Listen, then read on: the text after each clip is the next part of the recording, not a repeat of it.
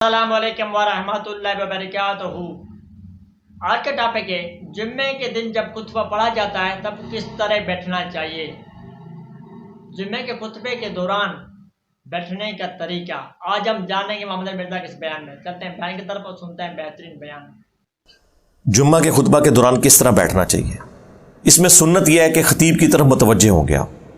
یہ ہمارے لوگ تو وہ قبلہ روح ہو کے بیٹھے ہوتے ہیں، صرف اہل حدیث کو میں نے دیکھا ہے وہ اس چیز کا اہتمام کرتے ہیں کہ وہ دائرہ بنا کے خطیب کے گرد بیٹھے ہوتے ہیں۔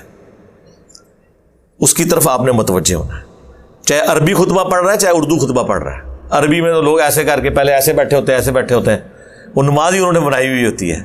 وہ خطبے میں جو بولا جا رہا ہوتا ہے وہ ہم نے اٹینٹو ہو کے سننا ہے، اس کے لیے آپ کا رخ خطیب کی طرف ہو، اور اس میں آپ کو آزادی ہے۔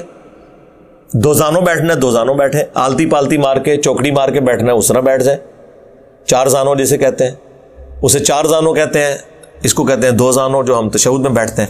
البتہ ابو داؤد میں حدیث ہے کہ نبی علیہ السلام نے خطبے کے دوران احتبا کر کے بیٹھ کے، جسے ہم کہتے ہیں اردو میں گوٹھ مار کے بیٹھنا، یعنی یہ دونوں گھٹنے کھڑے کر کے اور یوں اس کا کلاوا مار کے، خطبے کے دوران ایسے بیٹھنا منع ہے۔ ویسے آپ بیٹھ سکتے ہیں کیونکہ یہ ریلیکسنگ موڈ ہے، اس میں بندے کو نیند آ جاتی ہے، خطبے میں تو ویسے ہی بڑی نیند آتی ہے، تو اس لیے نا اس حالت میں جمعے کے خطبے میں بیٹھنے سے نبی علیہ السلام نے منع کیا۔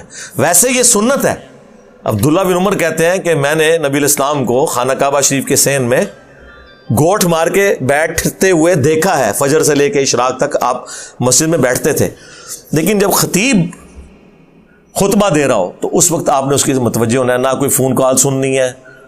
ایون صحیح بخاری میں آیا کہ کوئی بول رہا ہے نا، اس کو خاموش کرانے والا بھی جو ہے نا وہ بھی مجرم ہے، کیونکہ وہ ایک اور آواز میں اضافہ کر رہا ہے، ارے بیٹھا بیٹھا۔ تو وہ ایک، اگر کسی کو بٹھانا ہے اس کے پاس جائیں، اس کو تسلی سے یوں کر کے بٹھا دیں۔ البتہ خطیب کے خطبے کے دوران آپ نماز پڑھ سکتے ہیں، بلکہ ضرور پڑھیں گے۔ بخاری مسلم میں حدیث ہے، ایک شخص آپ پتہ لیٹ آیا، نبی علیہ السلام خطبہ دے رہے تھے، وہ بیٹھ کے آپ نے فرمایا تو نے 2 رکعتیں پڑھی ہیں مسجد میں آنے والی، جمعے والے دن تو وہ ضروری ہیں، کم از کم 2 رکعتیں۔ خطیب جب ممبر پہ بیٹھ جائے پھر 2 سے زیادہ نہیں پڑھ سکتے، اگر وہ بیٹھا نہیں ہے تو آپ جتنی مرضی پڑھیں۔ تو بخاری مسلم میں ہے جتنی اللہ توفیق دے پڑھیں، اور بخاری مسلم میں یہاں تک ہے جو سب سے پہلے آتا ہے اسے اونٹ نہر کرنے کا ثواب ملتا ہے، جو اس کے بعد اس کو گائے، پھر اس کے بعد بکری، پھر مرغی، حتیٰ کہ انڈا صدقہ کرنے کا ثواب ہے۔ اس حدیث سے انڈے کا حلال ہونا بھی ثابت ہو گیا۔ کہتے ہیں امام حنیفہ نے دسیا انڈا لال ہے حرام ہے، نہیں سرکار بخاری مسلم ہی لکھا ہے صدقہ حرام چیز دا نہیں ہوتا، حلال چیز دا ہی ہوتا ہے، انڈا لال ہے۔ ٹھیک ہے، تھوڑا ہوں دماغ نہیں کام کرتا، ہر شاید تھی بابیا دے کھاتے پڑھنی ہے۔ اللہ کے نبی دنیا سے تشریف لے جانے سے پہلے آپ کو ہر وہ چیز بتا گئے ہیں جو قیامت تک آپ کی ضرورت تھی۔ جو چیزیں نہیں بتائی ہیں ان کے لیے اصول مرتب کر دیے ہیں، وہ اپنی جگہ موجود ہیں۔ اس صحابی نے کہا یا رسول اللہ میں نے 2 رکعتیں نہیں پڑھی، تو بخاری مسلم کے الفاظ ہیں، آپ نے کہا کہ اٹھ اور مختصر سی 2 رکعتیں پڑھ۔ اس لیے مسجد میں انٹر ہو تو آپ نے انٹر ہوتے ہی جمعے والے دن یہ 2 رکعتیں پڑھنی ہیں۔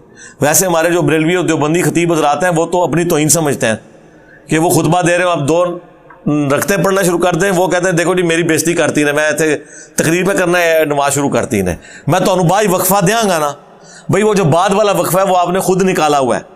دوسری بات، حکم یہ ہے کہ آپ نے مسجد میں جمعے کے دن بیٹھنا ہی نہیں اس وقت تک جب تک کہ 2 رکعتیں پڑھ نہیں لینی، بخاری مسلم کی حدیث ہے۔ اب تیرا حکم مانے ہم یا نبی علیہ السلام کی بات مانے، تو اس لیے اس کا کوئی برا نہ مانا کریں۔